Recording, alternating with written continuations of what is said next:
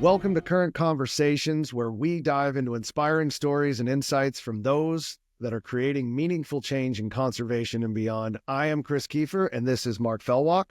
We're from Rivers of Life, and on this episode, we're talking to Mike Coyne-Logan, also known as Coach, the educational facilitator at Living Lands and Waters, where he works with students of all ages who are learning about consuming goods, disposal of trash, and how that impacts our rivers. So, Coach, thank you so much for joining us today. It's exciting to see you again. Obviously, we've been on a couple adventures together, and I think to start things off, I would love for you to tell us a little bit about yourself, what you do, and Living Lands and Waters, because it's such an amazing organization. I grew up in Rock Island, Illinois, the Quad Cities, in the same area as Chad, and I had a buddy I grew up with playing basketball with that started working with Chad.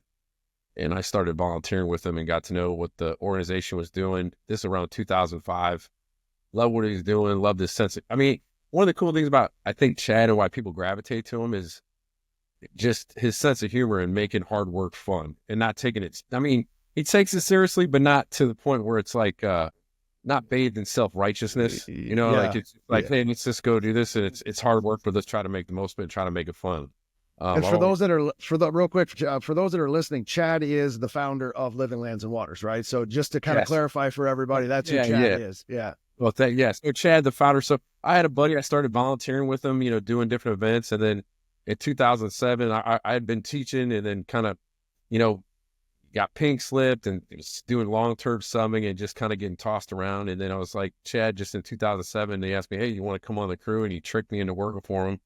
I've been working for him since, and it's a lot of hard work, but for the most part, loving it, loving to be a part of it and loving to see the country in a really, really cool way. But that's just kind of real quickly, I can get into then teaching. So I kind of had a teaching background in history, and then he was thinking about starting a floating classroom, but that's a part of it. But what's cool about the crew, everybody kind of, everybody, it's a nonprofit. We all wear a lot of hats. It's not like you're just doing this, we're all doing the hard work and helping people out, and everybody's got their skill sets, and we just try to work together as a small unit and get a lot of good help from a lot of volunteers.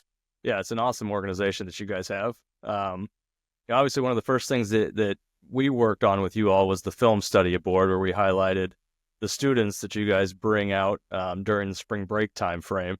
And I know that we're meeting up with you all in Memphis in March again this year. Can you tell us a little bit about what you guys are looking forward to this round of students and how you guys integrate them into the work that you do? Yeah, Callie does a lot of work on the back end. Callie on her crew is coordinate that, and just it's a lot of coordination. Students from all over the country and different colleges come in for, different groups of college students come in for a week at a time for 3 weeks. And we just get a lot done. I love the event. We're working out of McKellar Lake in Memphis, which is the backwater channel of the Mississippi River that's just really, really polluted with primarily plastics. But anything and everything you think of, we'll put in plenty of tires there. And what's great about it is, like, at this point, we're all ready to get outside too. I think as human beings, people are. And it's exciting. Like, we're excited, and you feed off the energy of these young people that are taking, I know at their age, I was too selfish. I wouldn't have gone and done, I probably would have enjoyed it, but I was too selfish at their age to probably go do something like they're doing it. It's really admirable, and it's just a lot of fun. And we try to make it fun. We create, we do these weird scenarios. Like, we talk about my nickname, the Coach, that just kind of evolved one time when we're doing a tree planting, and Chad's like, hey, do a coach speech. And I remember then when we got done planting trees, I kind of did like a wrap up, and I climbed up on a box truck to give a wrap up. And I started talking, and somebody literally was like, somebody throw a rock at him. But anyways, I think they were joking. I hope they were joking, but yeah, it's like we're done with this guy's. But anyways, so, doing stuff like that, and we create scenarios, and we do these like skits. It's almost like, it's like improv kind of stuff, and then we create games and contests throughout the week, and we use recycled trophies as prizes, where we just, another way to kind of communicate our messages. But you'd be surprised of how many well, you probably wouldn't be, but just the amount of trophies that are out there just sitting in people's garages that we just re-plaque. And then it's like, it's like a race car trophy, but like you found the coolest piece of trash, just something, or the coolest ball, it's just, but it makes it fun and just silly and stupid. And I could get into like all these different scenarios and scripts we do is with the Don't stuff. you all have a wall of like baby dolls that you found as well? Yeah, we have a wall of baby dolls that were just, somebody started, and that started on our other barges. Somebody was hanging them from a crane, and we just continue that over. And it just like, it's crazy. We'll do these educational tours with students. And like, anybody, you're going around the barge, any questions? And it's a great icebreaker because the kids will not say anything. And then one kid will finally be like, what's with the creepy dolls? And we're just like, just to ward off evil spirits, they kind of watch over the barge, so it's some of them are the levels of creepiness, it's yeah, like Chucky has nothing on our baby dolls. I love that because I was able to witness that firsthand on the name situation, because when we were down there doing a cleanup with you guys, I think I found a T-Rex, and that was my name like the rest of the time, because I had just met you guys in person and nobody knew my name, and it was great. And Chad just kept going, hey, T-Rex, grab that and do this. And I was like, I guess I'm T-Rex from now on. And I found this like really cool T-Rex. So I know exactly what you mean, is like that became this kind of name, and I was associated with it the entire time. I was T-Rex. Yeah, and that's better than finding like a porta potty. Kids have found a porta potty. I'm like, yeah, that's porta potty. Like, and they're like, that's a good nickname. And I'll be like, no, she's the shit. Anyways, and it's honestly easier. Like, I remember, like, we do stuff with students, but you give these nicknames, you wait for them to find stuff, and it just kind of organically happens. But it makes it fun. It's also that I don't know their real names. I just know them by their name. Like I would just know you by T-Rex. Or like one time a guy, like I was given nicknames and it was like an adult. He's like, oh, cool. He's like, look, snakeskin. I'm like, did you do that on purpose to get a cool ass name, snakeskin? You called me Red Dragon. Is that what you're doing? No, I love that. I think that's amazing. I saw it, and I saw how your team worked together. And it truly is the epitome of like many hands make light work, right? I think you guys just were a well-oiled machine, the entire organization. And we came down there, we did a cleanup with you on the Mississippi during race week, which was the NASCAR week. And we collaborated with Dow on that, which I thought was incredible. And I think this goes to my kind of question here is it takes kind of collective efforts, right? It takes all parties to make a significant difference. Like, do you have example of that? Or do you also believe that it takes everyone in order for us to get on, like from corporation to spring breakers to organizations like yourself? Like, what are your thoughts on the collective efforts it takes? I mean, for sure, it takes everybody. I mean, the sooner to get kind of heavier, but the sooner that we realize that we're all connected and everything's connected, the better we're all be. And working together. And I think that's the cool thing about our job. We created a fun, positive way to go out and actually make tangible change, and then and connect with people, and then people respect that. You can have people that and that, that's just that's just life, right? You're not going to agree with everything, but I think if you get out there and people work side by side in these little, digging out a tire or moving bags of trash, it creates connections and bonds, and then it leads to deeper conversations. And consciousness of not taking these things for granted, like our rivers and waterways that just we all need. It's vital to all of us. Just a follow-up to that, do you feel kind of a shift of just from corporations that you've worked with that if they feel now that, hey, if we were part of the problem in the beginning, we better also be part of the solution? Do you think that you're seeing a shift in that with kind of these major corporations out there? I think yeah, I mean, is it across the board? No, but I mean, there never used to be, I think, positions like for sustainability, like 40, 50 years ago. And it's not only smart, even economically, it can be smart too, right? It's like being sustainable can save you money and you can do the right thing at the same time. And look, we live in a world of finite resources, and you can't, infinite growth in a world of finite resources. That's the same principle by which cancer operates, right? So just being conscious of that stuff, and we're all part of the problem. It's easy to point fingers, and I think why not just set an example, lead by example, and just we all need to get better. It's like, and there's so many unintended consequences. Like, people create things that are like, this is gonna, but then you get caught up in the rat race, and it's like, it's tough. So just just being conscious and create consciousness and not try to, try to just open people's eyes to stuff or make them more aware of stuff they may already know.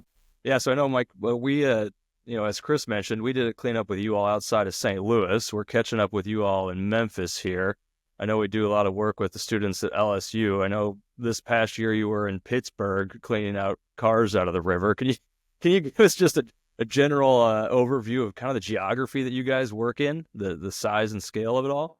Yeah. So, I mean, we've worked on a total of 29 different rivers, and it just depends on our year. And we've worked from New Orleans all the way to Minneapolis on the Mississippi, worked out east on the Anacostia, the Potomac, the Delaware River in Philadelphia,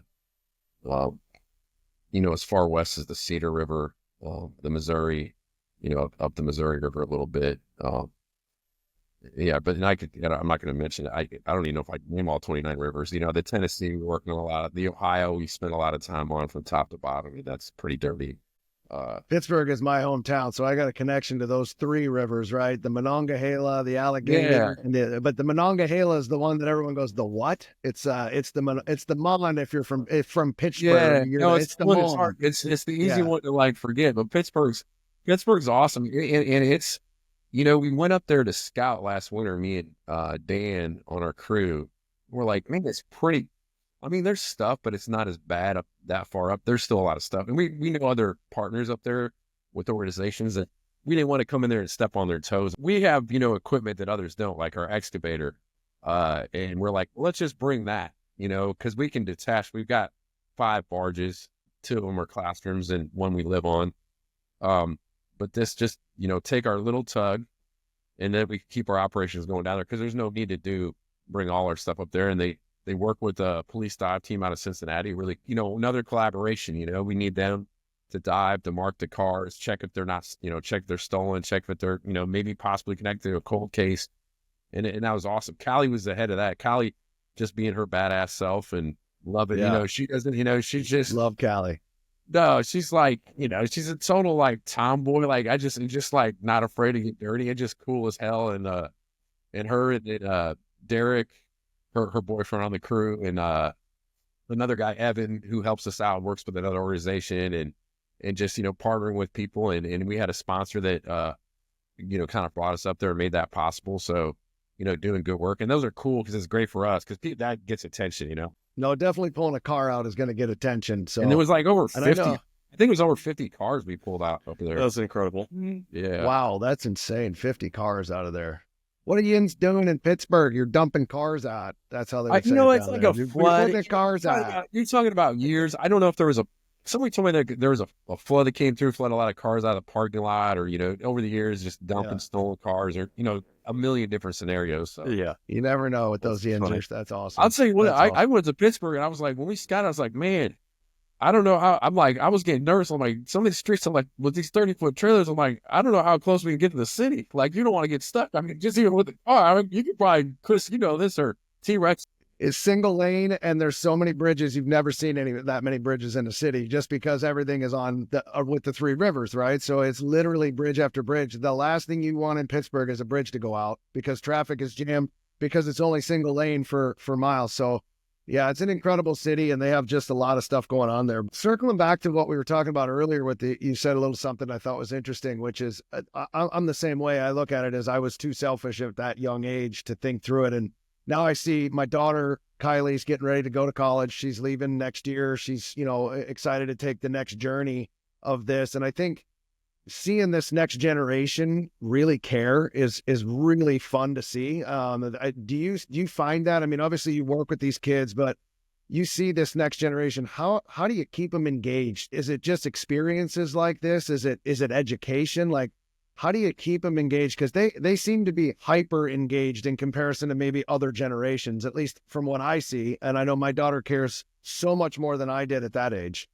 Yeah, maybe that's just they're more aware of this stuff than we were. It's maybe even by necessity, and things get to a point that's so bad you have to you can't help but notice or take notice or want to care, right?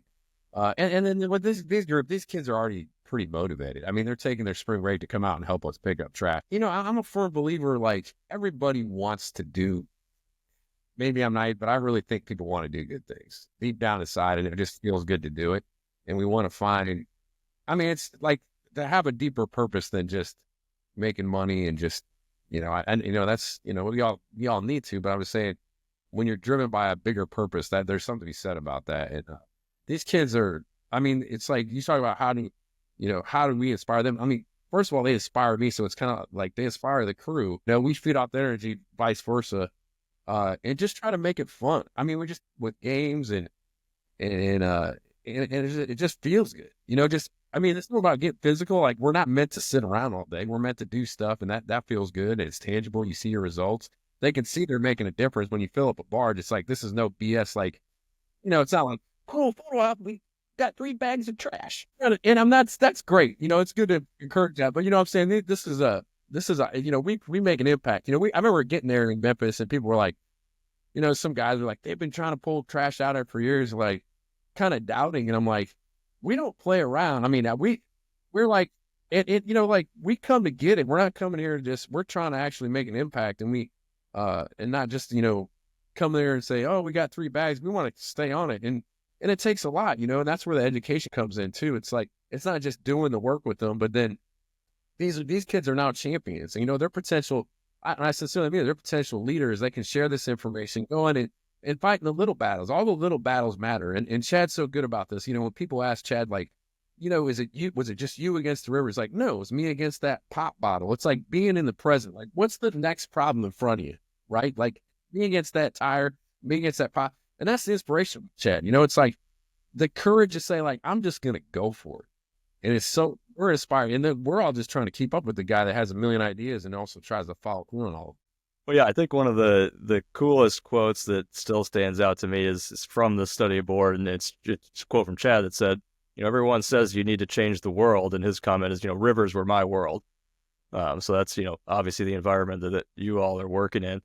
And as you mentioned earlier, we're all itching to get outside, and I think spring break kicks that off for a lot of us. But what else do you guys have coming up this year? We're in it right now. We're doing our trees project, which is we got a location. It's a concert venue. We're lucky that at the Rust Belt back where we live, they left us this big space, and we have high school students and big groups coming to help us wrap saplings individually in wet newspaper bags or roots just to keep them alive. And we store them in reefer trailers at a certain temperature, keep them dormant. We distribute about 170,000 trees throughout the country, but 80,000 of those have to be wrapped individually.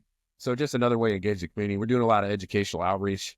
Like I go into schools and then planning for spring workshops, or we got another classroom in Memphis that's geared towards just introducing students to careers related to the river. There's all these great opportunities out there, but it can be intimidating, and just kind of open that door and making them aware of it, from the barge industry to working as efficient wildlife, the Corps of Engineers, biologists that work on the river, commercial fishermen. There's people, I think a lot of people that don't know that people still fish on the river to sell in domestic markets, and just any way to show it's twofold.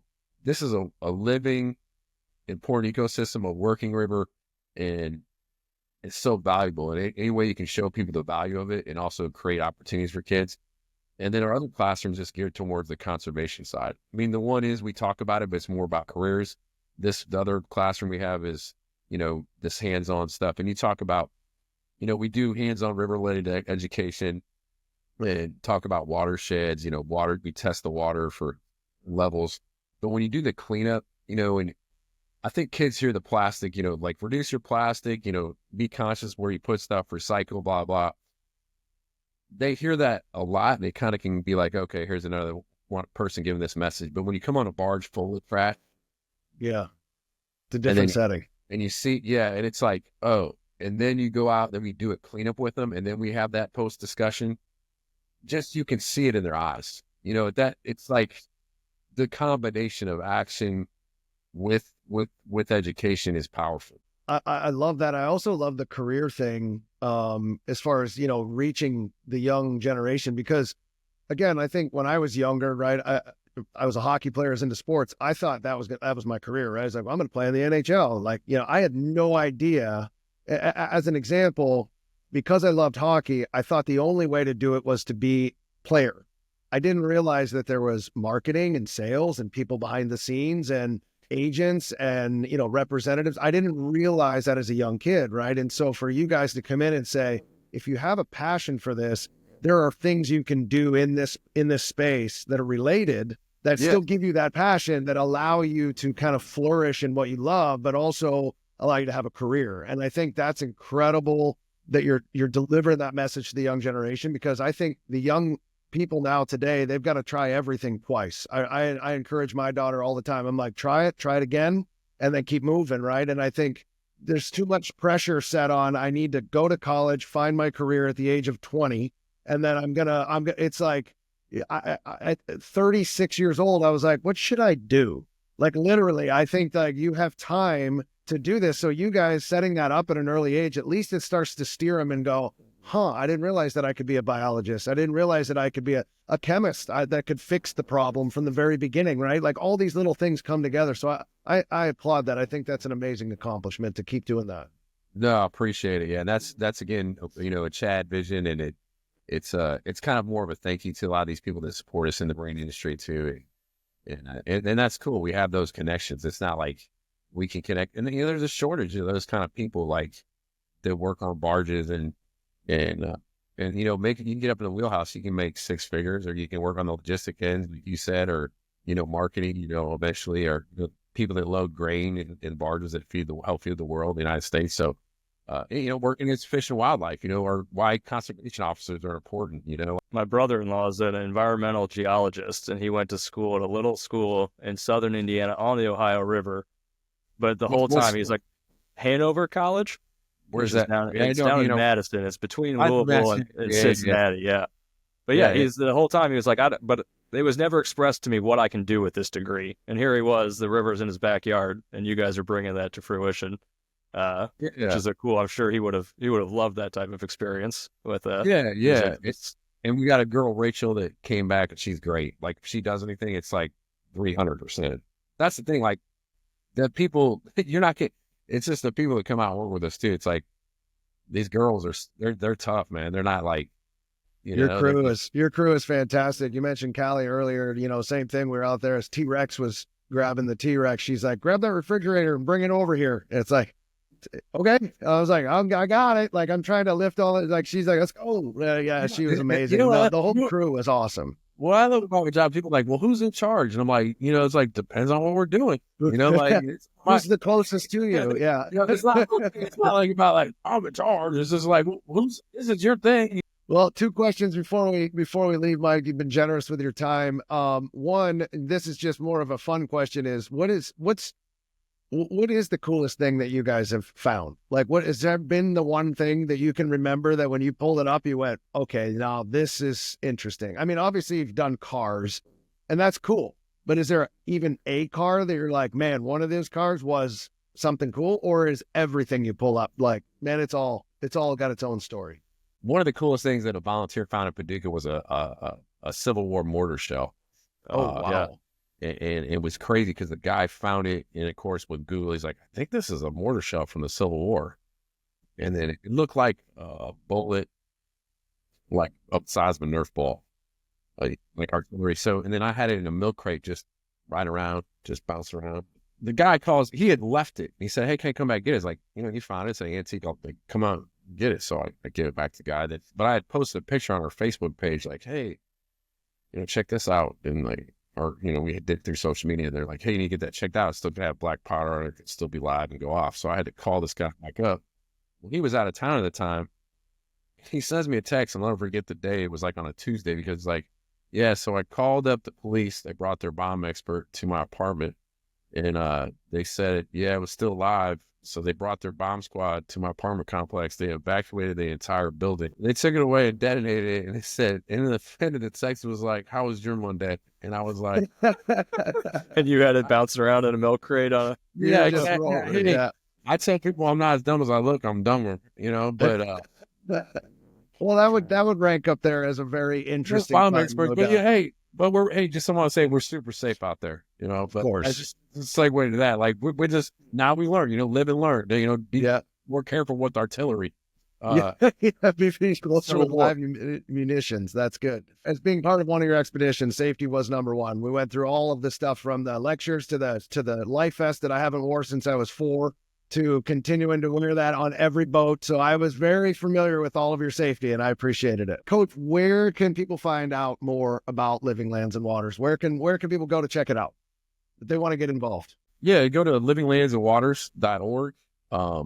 And then we're also on social media at Instagram at Living Lands and Waters, and Facebook at Living Lands and Waters. And then just check us out. We're doing stuff all over the place, and we're going to be in the Ohio River in the fall, be in Memphis here in March, and then we're kind of all over the place, kind of just boom, boom, boom, boom. And then some of the stuff, we just take our little boats and out our rig and our 30-foot job boats to do work. So thank you so much, Coach, for everything.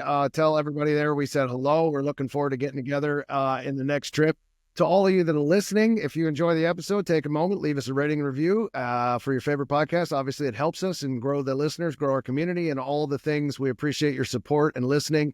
Go check out Living Lands and Waters. They truly do amazing stuff. Listen, this podcast could be 2 hours long just talking about everything they've been able to do. We didn't even get into some of the solutions that they've come up with and other business opportunities. So we're having you back, Coach. We're going to have everybody back to discuss more, and we're going to continue this relationship. Rivers of Life is proud to have you guys as a partner, as river heroes that you are. So thank you so much again. And if you've got a topic you want us to talk about, let us know, and we will get a guest and a river hero that is doing the boots on the ground work. So again, Coach, thank you, my man. Appreciate it. Thanks, Coach. Thanks, T-Rex. Thanks, Mark.